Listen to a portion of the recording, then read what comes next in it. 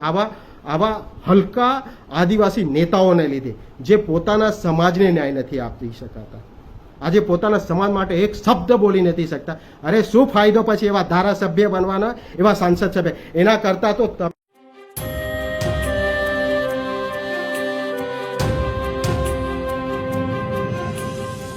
જોહાર જય આદિવાસી. જેવી રીતે સ્ટેચ્યુ ઓફ યુનિટીના નામે 2018 પછી સતત ને સતત કેવડિયા, વાગડિયા, બારફળિયા, લીંબડી, નવાગામ અને આ વિસ્તારને જેવી રીતે ભાજપ સરકાર દ્વારા લૂંટવાનું જે ષડયંત્ર ચાલી રહી છે એને સખત શબ્દોમાં આદિવાસી સમાજ અને તમામ આ ગુજરાતીઓ આનો વિરોધ કરે છે, વખોડે છે. આ જમીન કેવી રીતે આજે સરદાર સરોવર નિગમની થઈ? કેવી રીતે ત્યાં નિગમ માલિક બની ગઈ? જ્યારે આદિવાસી વિસ્તારની અંદર શેડ્યુલ 5 છે અને ત્યાં પૈસા કાનૂન લાગુ છે, તો પછી એ દુકાનો હટાવવા માટે અને ત્યાંની પરમિશન એ ગ્રામસભા પાસે લેવી પડે. આજે નર્મદા જિલ્લા કલેક્ટર હોય, તમારી પાસે ગ્રામસભાની પરમિશન હતી? શું ગ્રામસભાની અનુમતિ નથી તો તમે આ બંધારણનું ઉલ્લંઘન કર્યું છે? જ્યારે હોય ત્યારે આદિવાસીઓની જમીન લૂંટાય એટલે બંધારણીય કાયદા બધા સાઈડ પર મૂકી દેવાના. આજે ગ્રામસભાએ લેખિતમાં ઠરાવ કરીને આપ્યો છે કલેક્ટરને, ત્યાંના પ્રશાસનને, કે કોઈ પણ દુકાન તોડવી હોય તો ગ્રામસભાની પૂર્વ મંજૂરી લેવી પડશે. પરંતુ જેવી રીતે આ ગુજરાત સરકાર દ્વારા 2019ની અંદર statue of unity area development and tourism act લાગુ કરીને આદિવાસીઓના બંધારણીય અધિકારો ખતમ કર્યા, એવી રીતે આ સમગ્ર વિસ્તારની અંદર આજે આદિવાસીઓ પાસેથી જમીનો લૂંટીને તમે રમાડા હોટલને આપી રહ્યા છે, તમે ટાટાને તમે ત્યાં હોટલ બનાવવા, તાજ હોટલ બનાવવા આપી રહ્યા છે.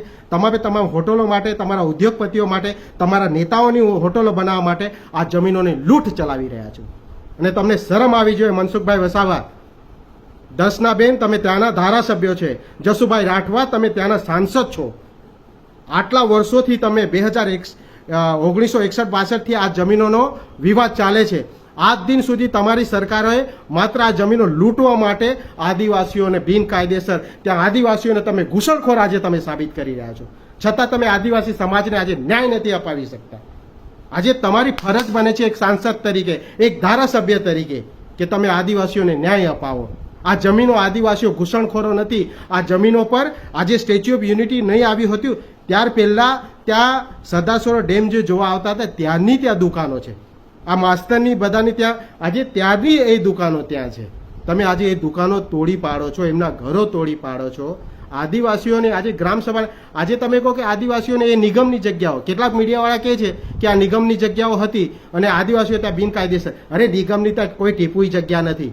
આજે સરદાર સરોવર જે પહેલો પ્રોજેક્ટ હતો એ વાગડિયા ગામ પાસે બનવાનો, એ ડેમ ત્યાં બન્યો જ નહીં. એ ડેમ 8 કિલોમીટર દૂર બન્યો. આ ગામડાઓ એટલા માટે વિસ્થાપિત થયા નહીં અને અસરગ્રસ્તોની યાદીમાં આવ્યા નહીં.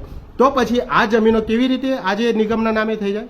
જ્યારે અસરગ્રસ્તોની યાદીમાં આ ગામડાના લોકો નથી, તો પછી આજે નિગમ જે છે એ પહેલો જે પ્રોજેક્ટ બનવાનો હતો વાગડિયામાં નર્મદા સરદાર સરોવર ડેમ, એ ડેમના એવોર્ડ કાઢીને આજે માનીતા ઉદ્યોગપતિઓને નરેન્દ્ર મોદીના ડ્રીમ પ્રોજેક્ટ માટે આ વિસ્તારની જમીનો જે છે એ સદંતર રીતે એ ઉદ્યોગપતિઓને પધરાવવાનું કામ કરી રહ્યા છે. આજે આદિવાસીઓ ક્યાં જાય? આજે આદિવાસીઓ પોતે પંચાયતોનો દ્વારા તો પોતે પોતાના ગામ લોકોને અધિકાર અપાવે છે. આજે નીચલી કોર્ટમાં, આજે રાજપીપળા કોર્ટની અંદર પણ આદિવાસીઓ જમીન કે આ જમીન અમારી છે, વર્ષોથી ધક્કા ખાય છે, કોઈ ન્યાય નથી મળતો. હાઈકોર્ટમાં ધક્કા ખાય છે કે આ જમીનો અમારી છે, એનું કોઈ ન્યાય નથી, વર્ષોથી છે. અને નિગમ જાય છે, કહે છે કે ભાઈ 45 દિવસની અંદર આ જમીનોનો પુરવાર કરી દો, 45 દિવસની અંદર આદિવાસીઓ કોર્ટમાં આવી જાઓ. અરે આદિવાસીઓ પાસે એટલા પૈસા જ નહીં હતા, વકીલો રોકવાના પૈસા નહીં. આખી 3 પેઢી આજે કેસો લડી લડીને પૂરી થઈ ગઈ છે. તો પછી આજે આદિવાસીઓને ન્યાય ક્યાંથી મળે? આજે કોર્ટોમાં પણ તમે એમને જે કેસો છે વર્ષો સુધી તમે ચલાયા કરો, અને જ્યારે નિગમ આવે છે, સરકાર આવે છે એટલે તરત જ આજે હાઈકોર્ટે કહી દીધું કે તમે 45 દિવસમાં બોલાવ્યા, તમે નથી આવ્યા એટલે ભાઈ તમને સ્ટે નહીં મળે. ભાઈ આદિવાસીઓની પરિસ્થિતિ શું છે? આદિવાસીઓ આજે કંગાલ બની ગયા છે. આ સ્ટેચ્યુ ઓફ યુનિટી વિસ્તારના આદિવાસીઓ તો કંગાલ બની ગયા છે. કેટલા વર્ષોથી આજે 3 પેઢીઓ આ કેસો માટે લડે છે. અને આજે આદિવાસીઓને કોઈ જગ્યાએ ન્યાય નથી મળતો. જ્યારે એનજીઓ દ્વારા કેસ દાખલ કરવામાં આવ્યો ત્યારે પણ સરદાર સરોવર નિગમ એ સાબિત નથી કરી શકી કે આ જમીન જે છે એ નિગમની છે. માત્ર એ કેસ પણ એટલા માટે કાઢવામાં આવ્યો કારણ કે એનજીઓ દ્વારા એ કેસ દાખલ થયો. જ્યારે કોર્ટે એવું કીધું કે આદિવાસીઓ આવશે તો અમે ન્યાય આપીશું, અમે એમને સાંભળીશું. છેલ્લા 2 વર્ષથી આદિવાસીઓ આવ્યા જ છે ને હાઈકોર્ટમાં, કેમ ન્યાય નથી આપતા? એટલે જિલ્લા પ્રશાસન હોય કે કોર્ટો હોય, આ તમામ ક્ષેત્રે આદિવાસીઓ આજે દોડી દોડીને થાકી ગયા. અરે એમની પાસે તો અમદાવાદ હાઈકોર્ટ આવવાના ભાડાય નથી હોતા ભાઈ. આ કેવી રીતે એમને ન્યાય અપાવશો? બસ આદિવાસી છે એટલે ભાઈ એમને કોઈ રીતે સાંભળવાના નહીં, બસ આડેધડ એમની જમીનો પર આ જિલ્લા પ્રશાસને કોર્ટે આ કલેક્ટરો દ્વારા કેટલી ચાલાકી વાપરવામાં આવે છે. પહેલાં તો એમને 2-3 મહિનાથી નોટિસો આપીને જમીનો ખાલી કરાવે છે. આદિવાસીઓ પોતાની ગ્રામસભાનો ઉપયોગ કરે છે. ગ્રામસભાના ઠરાવ વગર તમે ત્યાં જમીનો ખાલી નથી કરી શકતા. એટલા માટે આજે તમે શું કરી રહ્યા છો? તમે કોર્ટમાં ગયા, 45 દિવસની સમયની અંદર આદિવાસીઓ બધું આપી દેવાનું. 45 દિવસમાં આદિવાસીએ સાબિત કરી દેવાનું કે આ બધું એમની જમીનો છે. અરે આદિવાસીઓને જે એમની પાસે આજે આર્થિક રીતે આજે એવો સક્ષમ નથી, કાયદાકીય રીતે સક્ષમ નથી, એટલા માટે આ આદિવાસી સમાજની એમની ભોળપણની એમની જે કાયદાકીય સમજ જે છે એ ઓછી છે, બંધારણીય જે અધિકારો છે એની સમજણ ઓછી છે. અને એના લીધે આજે નરેન્દ્ર મોદીના ડ્રીમ પ્રોજેક્ટના લીધે આજે આ વિસ્તારમાં જે સરમુખત્યારશાહી જે ચાલી રહી છે એનો અમે સખત શબ્દોમાં વખોડ્યો છે.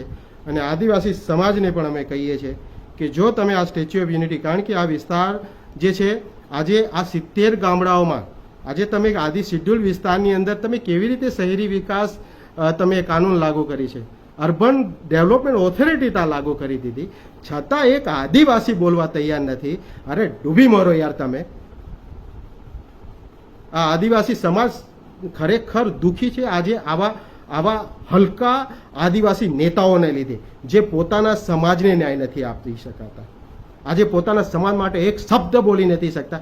અરે શું ફાયદો પછી એવા ધારાસભ્ય બનવાના, એવા સાંસદ સભ્ય? એના કરતાં તો